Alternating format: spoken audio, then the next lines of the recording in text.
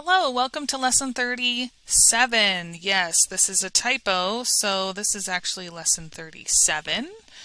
And we're going to be covering section 5.2 from the textbook, all about linear regression.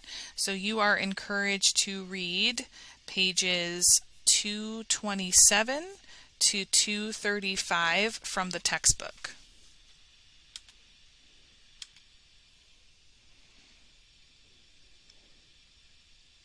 Fitting linear models by eye is open to criticism since it is based on an individual preference.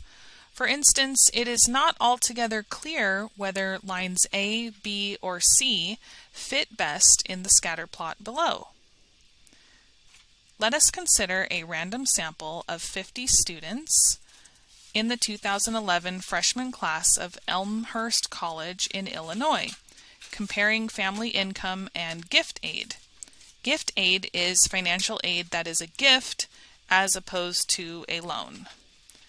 So let's remember once again that when they use the word random, that's really important. It means that we'll satisfy the normal conditions here. And also when we read a graph like this, the x-axis is the explanatory variable and the y-axis is the response variable.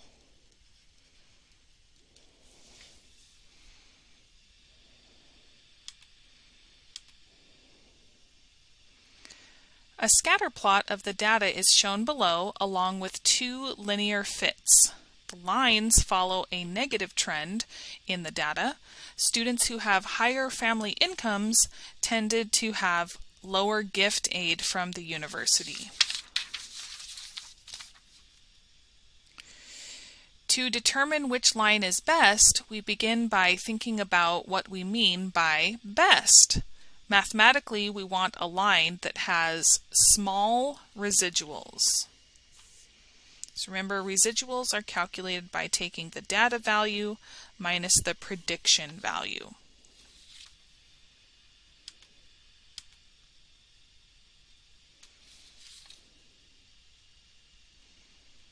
A common practice is to choose the line that minimizes the sum of the squared residuals. Stepping away from the Elmhurst data for a moment, consider the following three data points. So if we were to decide the trend of this data, there isn't much to go off of, but it seems to have a little bit of a positive trend, maybe heading in the upward direction. So each of these points has the coordinates here. So example 1 says, for this data, consider three linear models shown below. Which model appears to best fit the data? Okay, so what we do to minimize the sum of the squared residuals is we draw a vertical line from the data point to the prediction line, and then we make a square out of that. So if I know the length of one side of a square, I can make an entire square with the same length of all sides. So this data point would have a square that was much larger, and then this data point would have a square that's much smaller. Okay, so we draw the residual and we square it. So we're looking at the area of these squares. That looks like a lot of area, whereas over here we would have a small square, an even smaller square, and then kind of a bigger square here. And then for C, we would have like almost no square there, and then here we would have a square like this, and then here we would have a square like this. Okay? So it doesn't matter which direction you draw the square, just as long as you draw it, and what you're doing is you're just comparing the areas. So based off of that, which one would we pick? I don't know, it'd probably be somewhere between B and C. Which one has the least area? Maybe C?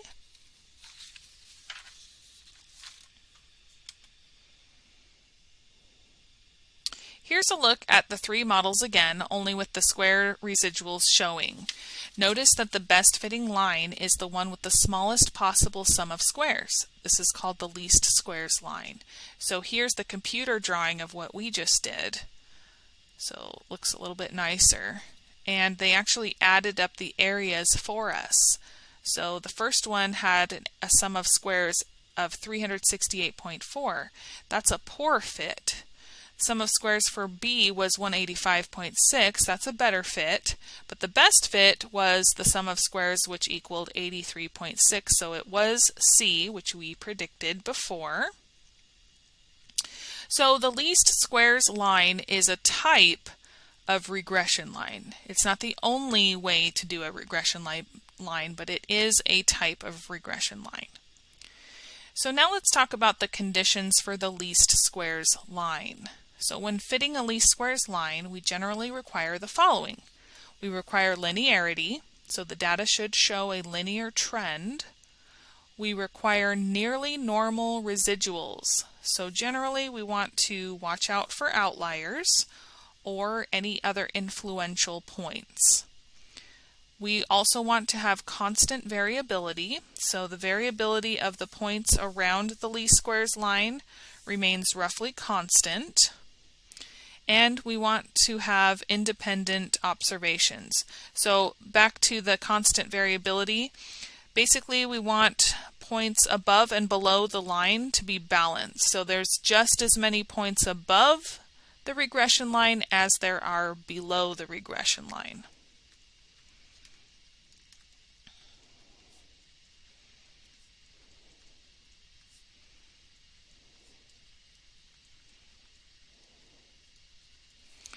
Independent observations means be cautious about data collected sequentially in a time series.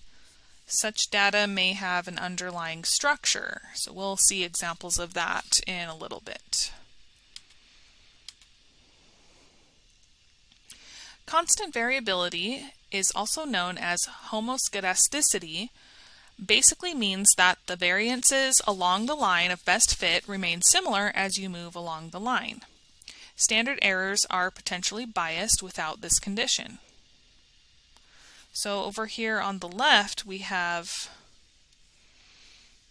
homoscedasticity, data in a band. So a data that can fit within a nice straight bandwidth. This is a good thing. Over here we have kind of this cone-shaped or funnel-shaped, cone-shaped type of band. This is called heteroscedasticity. So cone-shaped is not good, and it shows bias.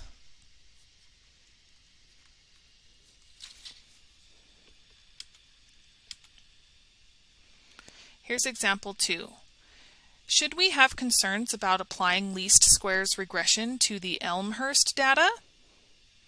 Well, let's try to draw some things in here. If I were to draw a line down the middle of all the data, maybe I would draw it sort of like this. Something like that. And then if I drew a bandwidth around that, it looks like maybe there's a nice linear trend there. It's not a cone-shaped type of data set, and it looks like there's even amounts of points above the line and below the line. So it does look linear. So we can check that condition off. It doesn't look like there's any outliers. Looks like there's constant variability.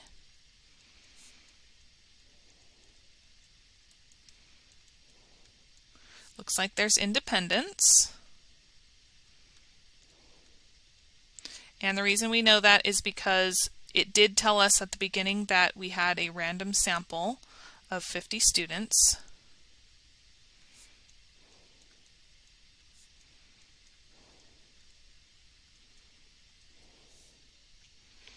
So that one is also checked off.